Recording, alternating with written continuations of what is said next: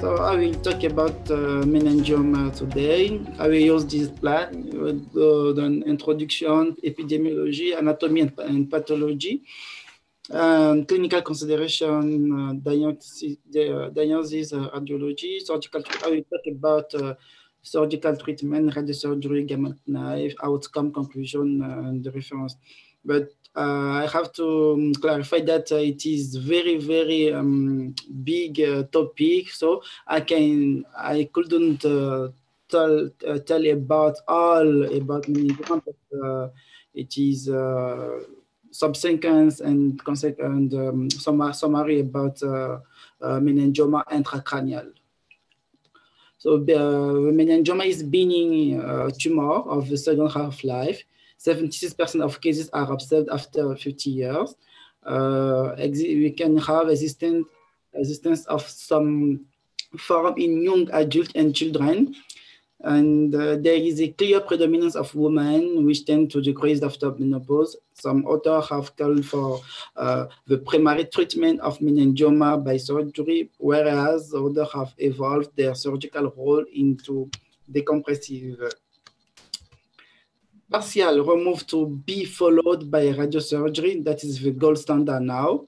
And during success in the total resection of an olfactory groove meningioma in 1885 began paving the way for treatment of meningiomas. Prognosis is generally good and favorable in most cases. A meningioma is in many ways the soul of neurosurgery, and the progress in meningioma treatment mirror advances in neurosurgery, while advancements in neurosurgery are put to maximum use to improve the treatment of meningioma. That is not me, it is our big famous Al-Mefty Osama who said that.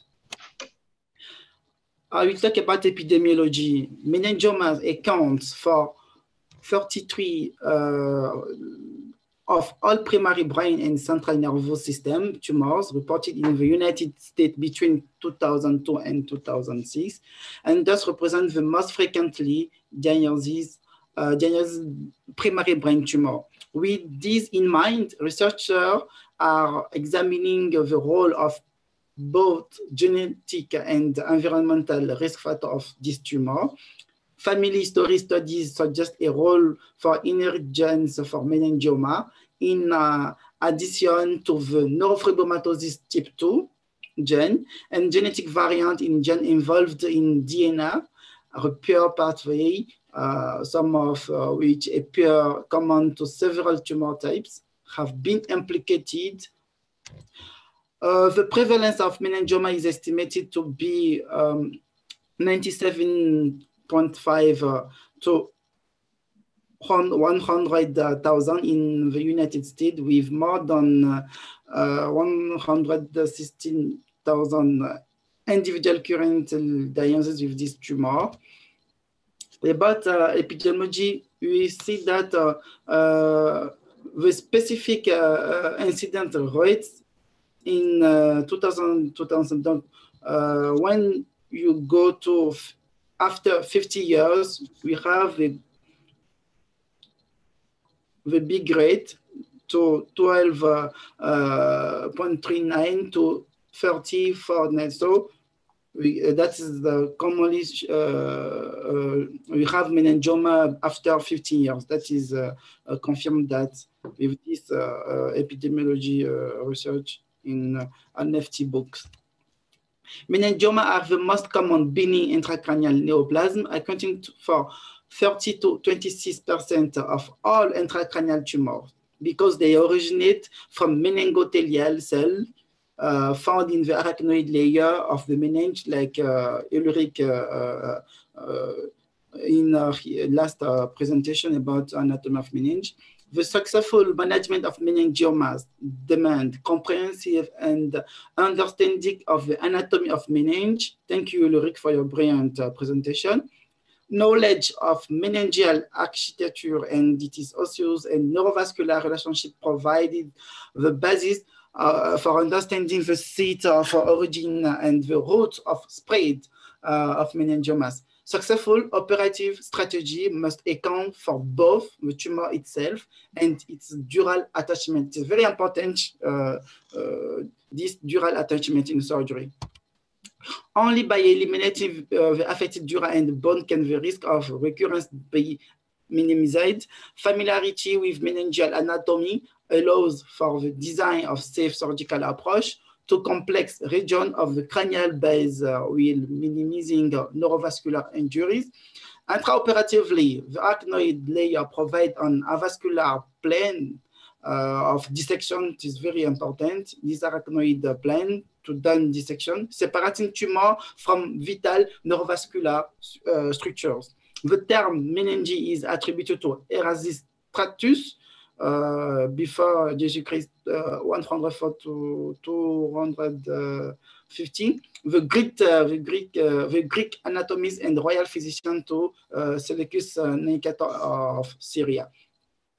So I will not stay here because Ulrich done perfect illustration last time about anatomy of meninge.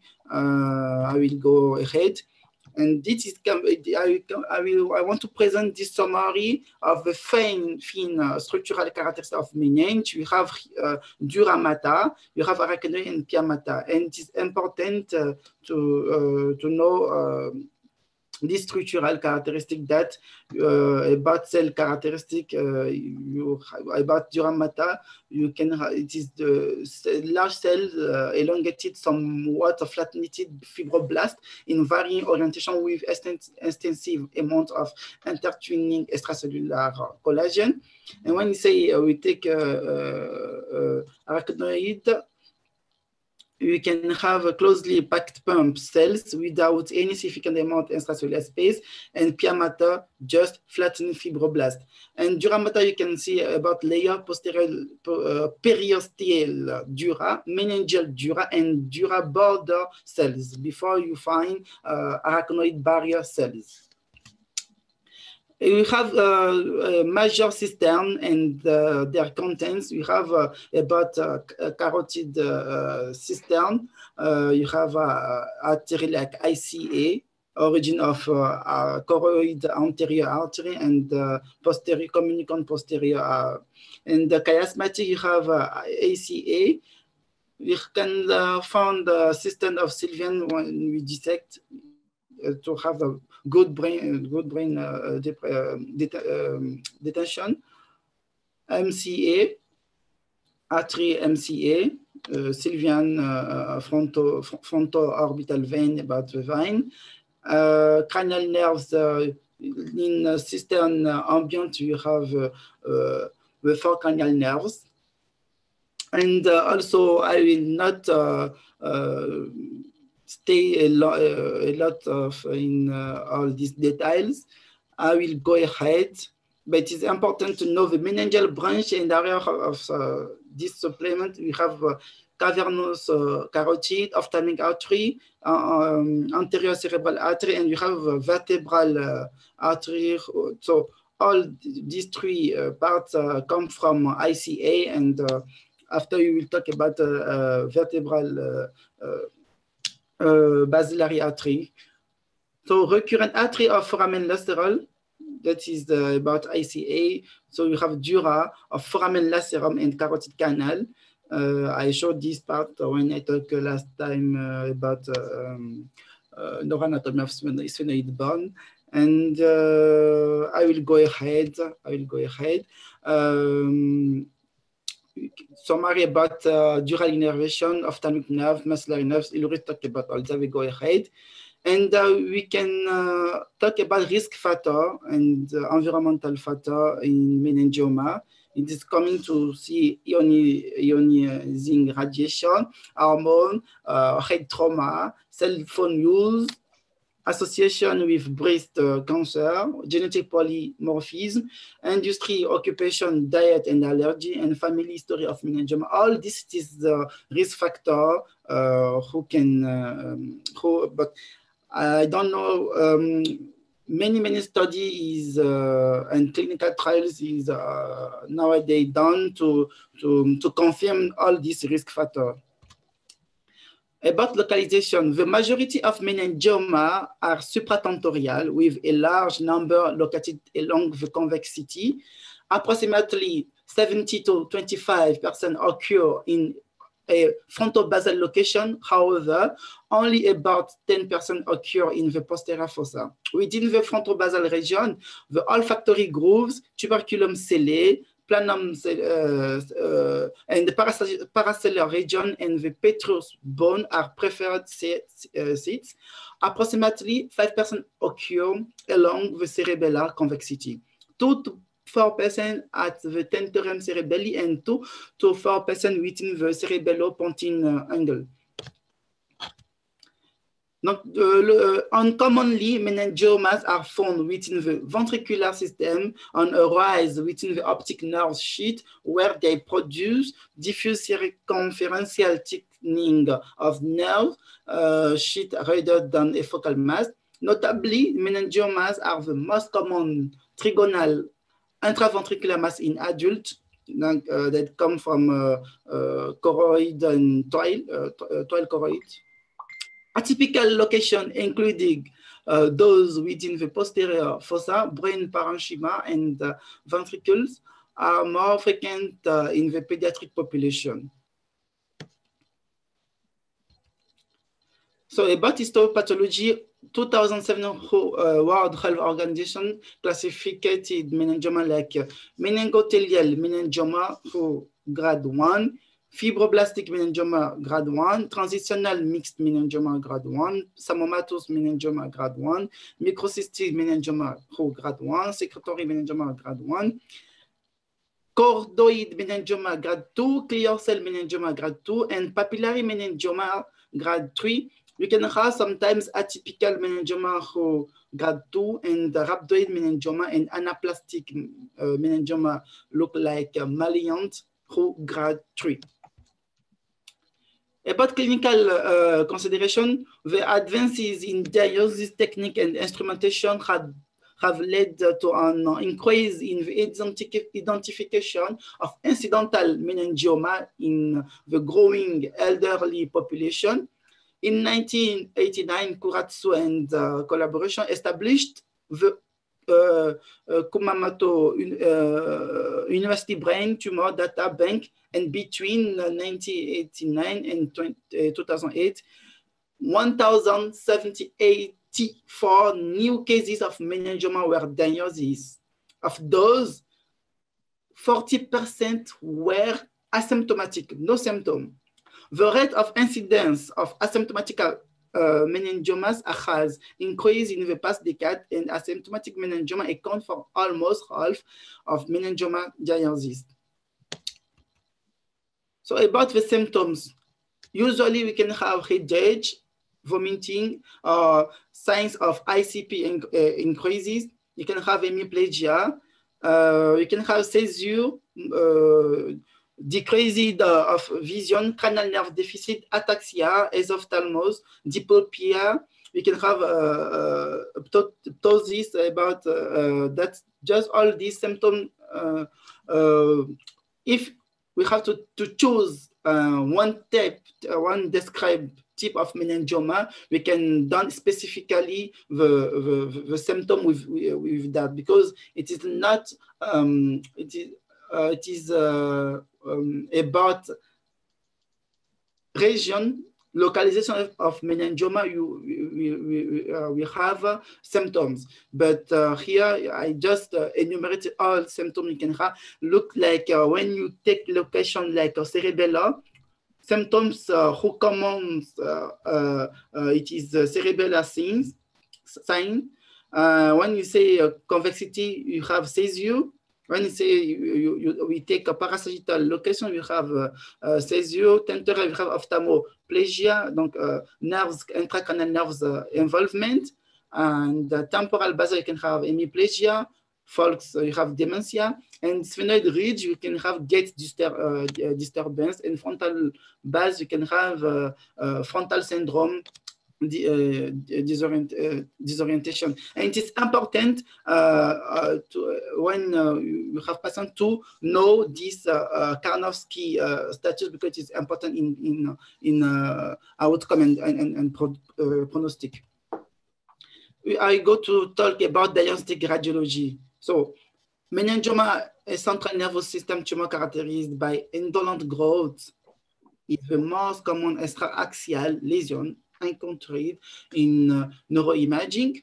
The high frequency of incidental diagnosis during neuroimaging for other indications reflect the fact that up to 2% of autopsy reveal a meningioma, although MRI is the imaging study of choice for evaluation of suspected meningioma, or in the context of no or highly suspected pathology.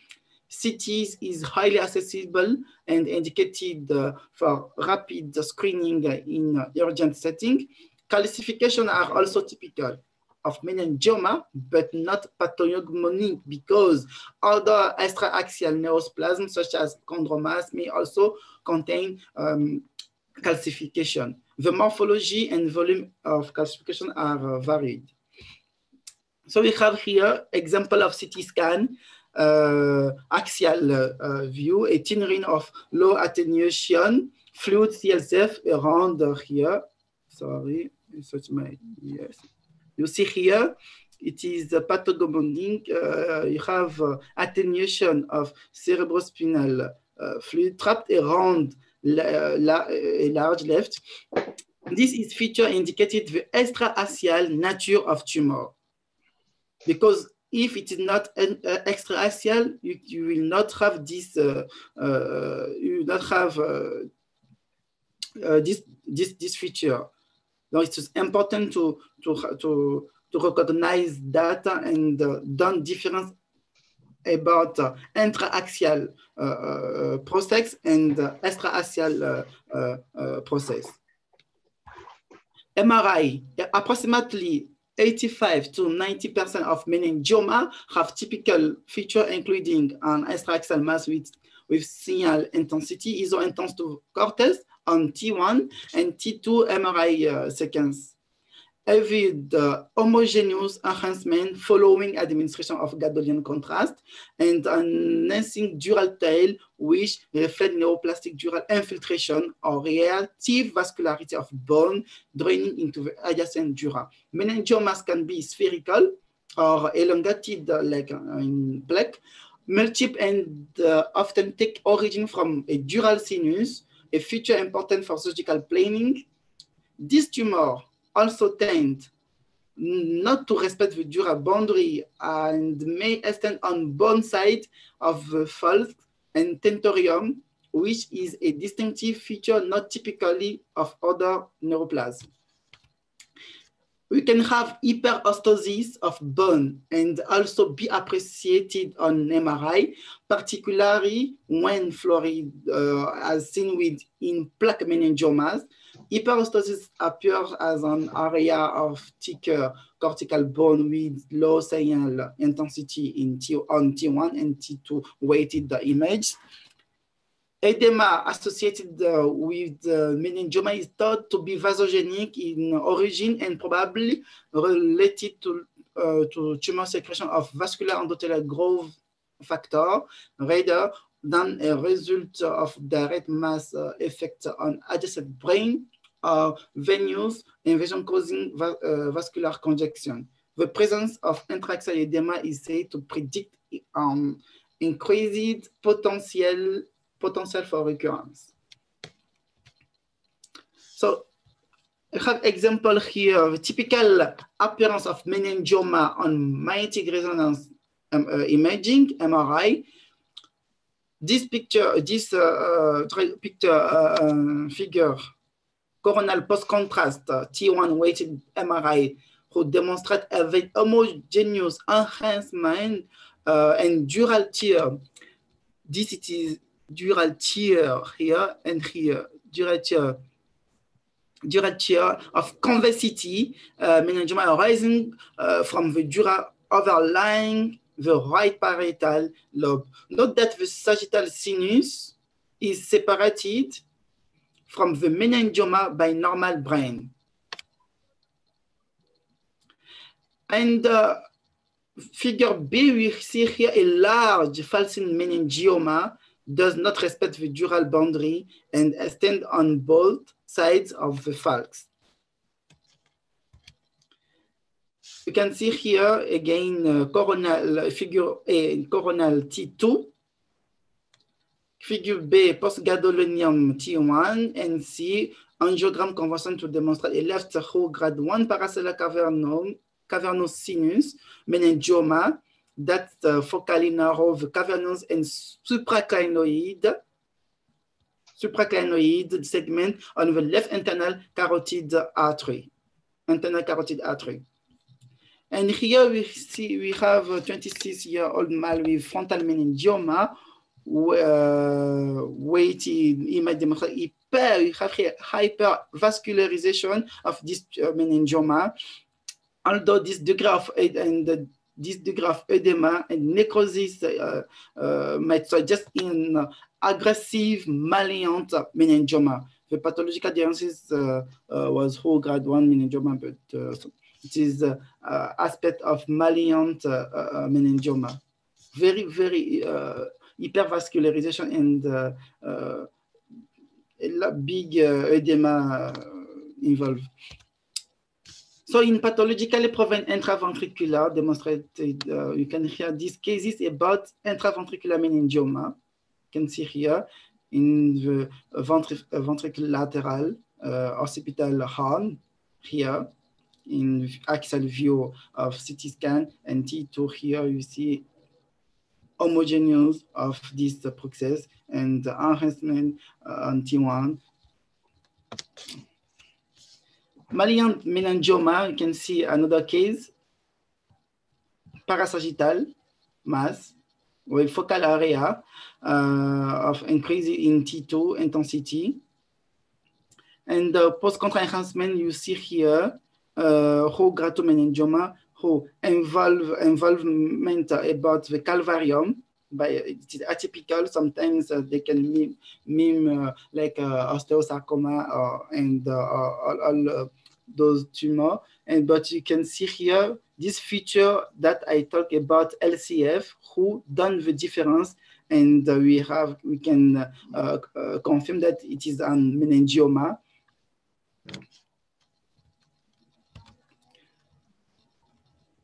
So about paracellular classification, we have SENDO, who classified meningioma like a tumor who attached, type 1 who tumor attached to the outer surface of the sinus walls. The type 2 tumor fragment inside the lateral recess.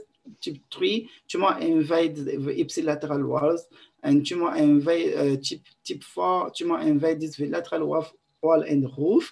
And type 5, complete sinus occlusion with 1 free walls, and type 6, complete sinus occlusion without any free walls. The surgical treatment. Surgery is the gold standard of management, and the quality of removal is important to predict the outcome and recurrence.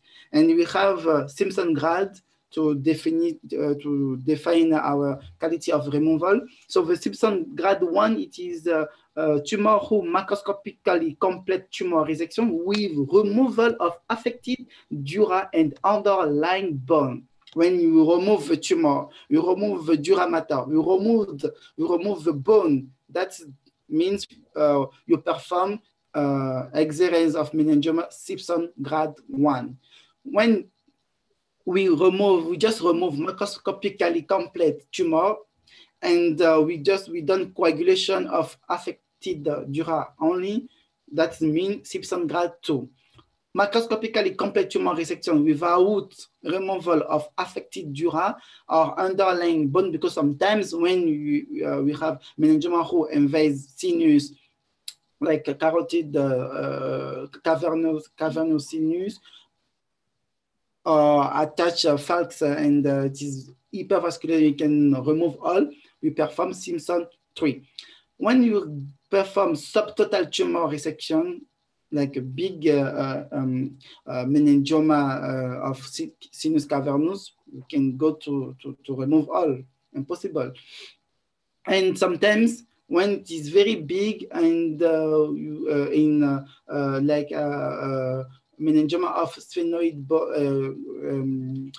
greater L of sphenoid, who big and done compression of chiasma. Sometimes you can just remove a part to decompress. So in this case, that means you perform Simpson grade 5. Radiosurgery gamma knife has had a prominent role in controlling progression of residual tumor. Failure of radiosurgery after microsurgery in controlling residual disease has been reported to be as low as 0% at 4 years follow-up, 28, and as high as 30% at 3 years. This clearly compares favorably with progression rates of residual tumor of 42% at 4 years. The efficacy of radiosurgery has prompted surgeons to be less aggressive in recession tumor extension into the cavernous sinus, or to accept a subtotal resection in case of high risk of post-operative morbidity. So about outcome, patient outcome, it is, we talk about quality of life, Karnofsky performance scale, age, psychosocial status, complications, surgical and medial, disease outcome.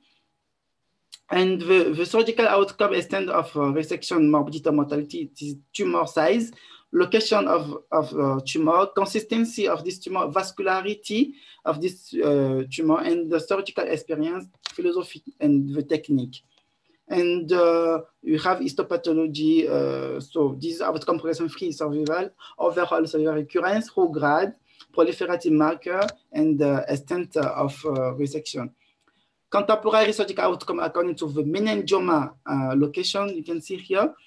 About location, we have olfactory groove, planum sphenoidal, tuberculum scellé, meningioma of convexity, meningioma parasagittal and falcine, meningioma medial sphenoid ridge, meningioma clinoidal, cavernous sinus meningioma. And when we analyze this table, we can see here, when we take olfactory groove, the recurrence come in about 0 and to 4.9% with mean follow-up period of 2 to 5.28 years.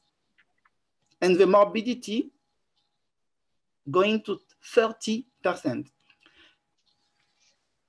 But the improvement, when we remove, you can have some 100% about improvement. But complication of surgery, we can have CSF leakage, seizure, infection, decreased visual acuity. So all hyperostotic bone should be removed with the dura of the anterior skull base to minimize the risk of recurrence. And preservation of olfactory function was likely if preoperative function was normal. When we take convexity, we can have a good rate about removal. You can have 90% good rate about total excision. It is the only location where you can have this good rate about total removal, like Simpson 1. And we can have less morbidity, and zero mortality about meningioma of convexity. I will go ahead. I see there's spam in French too. Yes. Yeah, just erase that. Yeah, there we go. Let's click it. Yeah, yes. So we can have petroclival. In petroclival, we just have 40% about total removal. It is not easy. Cerebellopontine can have 18.2 to 18.6 complete removal.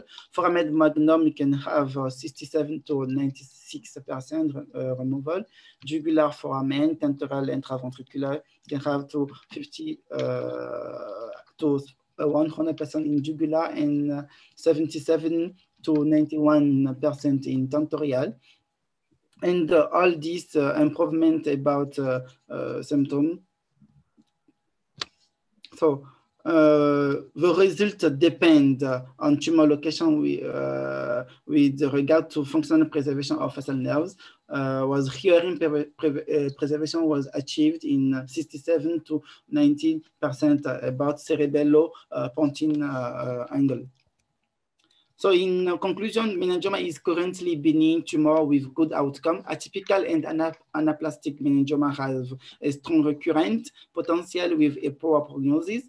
There is heterogeneity of prognosis in whole grade 2 meningioma, and evidence suggests that patients have better outcome after tumor treatment by high volume specialized provider for a broad range of tumors. So this is my reference, and I thank you for your attention. Thank you for your attention. Okay, very good, Narug, excellent.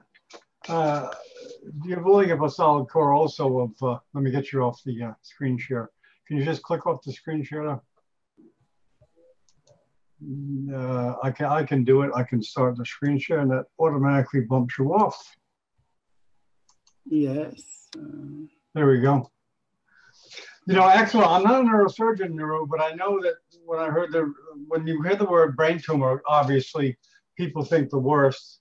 And meningioma is such a common tumor that some people automatically assume when you say, oh, brain tumor, it's terrible.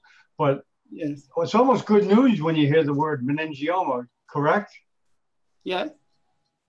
Because the neurosurgeon or the ER doc or whoever, radiologist will say, oh, it looks like you may have a brain tumor. And automatically people assume it's malignant, glioma, etc. Has that been your experience too? Yes, it is benign tumor. It is benign tumor meningioma. Yeah, it's good news almost to the patient. But, hears that, right? I would like to talk after about part of meningioma, because we have meningioma of parasite. We have about location. We have type of meningioma, clinical significance of this meningioma, and how to manage this meningioma in this location. So in future, I will work with Ulrich to done topic about all this, and to like that we can talk well and more with more details about meningioma. But obviously it is a tumor who is benign, and when we don't have involvement about cavernous sinus, about chiasma optic nerves. No, you can have involvement compression about chiasma optic, sinus, petrosal sinus in petroclival meningioma. In this case, we are afraid about recurrence because we can remove all these tumors. Right. So in this case, we have high morbidity. But usually when you have meningioma of convexity, meningioma who can perform Simpson 1 or Simpson 2, usually it is a good outcome and good prognosis of the patient. And it is important about the Karnofsky statistical clinic of patients. If you have good Karnofsky, it is better for outcome and follow-up post-operatory of patient. But don't worry, Ulrich, you can remove so soon one meningioma of convexity. Really? Ulrich, do you have any comments or questions for Naru? Yes, your comment and the approach is welcome. Well, the presentation was great. It was but really, you give me really big topic. Yeah, So keep it handy, Nero. You're going to see that, or Ulrich, you're going to see that the rest of your career. And then yeah. But I think at the end of the day, obviously it's a big topic, but at the end of the day, you covered the really essential aspects. And I think anyone who aspires to be a neurosurgeon will gain a lot if the person can remember, or even if it's just half of what you've said today. So it was really helpful. And John, you know, about your question, we never know. Maybe on Facebook Live or YouTube Live, we have people that might be watching because they themselves or their family have heard about brain tumors and meningiomas. So the important thing for them is to know that, well, the biggest risk with this tumor, which is benign, is just compression. It's compressing a structure. Yeah, the location can cause compression. Location, yeah. Unlike other forms of tumors. And obviously, we'll be happy to have Dr. Nuru to come back and give us more precisions on other forms of meningiomas. Right, dangerous locations for meningiomas. Yes, yes. Petroclival, cavernous sinus. Yes. We will talk about that in the future. You know, as a resident, are these kind of cases the first cases that you're given the knife? I mean, or some of the first cases they start you on benign tumors, right? Cutting and stuff. Yes. How does that work? You do a lot of meningiomas when you're a junior resident? We operate many cases, but it is step by step. It is like me when I am in operatory room with my professor. I perform the approach. I perform the approach, remove the bone, and the professor come and I help him to done the devascularization, debulking, because I don't enter in all these details because when we have to talk about procedure of surgical, it is another topic about meningioma, how to remove that is another topic. So yes, and I perform many cases with my professor about meningioma cases and a lot of cases. And I done last time I done one review about different locations you can have in meningioma of petroclival. I will present that after. Okay, great. About petroclival meningioma, and it is difficult cases, but when you have a good experience in neurosurgery, you can perform that and reduce the morbidity risk and good outcome to the patient. Okay, very good. Any closing comments? Yeah, I would say equally. I like the presentation because Dr. Nuru spoke about radiotherapy and the help. Radiosurgery. Excuse me. Radiosurgery, not radiotherapy. Radiosurgery. Unfortunately, in sub-Saharan Africa, there are not a lot of places that have radiosurgery. Just in Morocco. In Morocco, for example. So it's still an issue, and by us learning this early, then maybe we can advocate for these friends to invest into radiosurgery. Yes, of course. It is very important because sometimes you can, it is very simple to perform radiosurgery to go to reoperate patient, because if you know that you perform like Simpson tree, you have residual tumor, like I don't know, sinus cavernous. We can perform radiosurgery and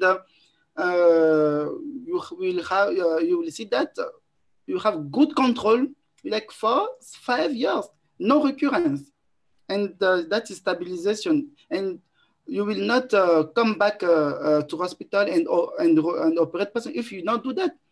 And if like you have grade 2 of histological grade 2, if you have grade 2 of meningioma, you know that you have recurrence, high risk of recurrence. So you have to go to done adjuvant treatment. But we know that radiotherapy classical, it is not recommended nowadays about brain, because we know 90% of patients dementia, neurological stature. So now the challenge is to move to radiosurgery after surgery. But the first step to reduce tumor, it is very important. First step is the gold standard is surgical treatment. If it is possible to remove all you can, and if you have a residual tumor, go to radiosurgery. It is better. It is the best management now for meningioma. Very good. Okay. The real reason I got you here today, Naru, is for a tour of Morocco. Yes, but now I am in Zurich now. I am in Zurich. Oh, okay, but can you give us a tour? Yes, I'm in Zurich. I come from this congress here, but we finished today. So I will come back. I will leave Zurich and go back to Morocco, right?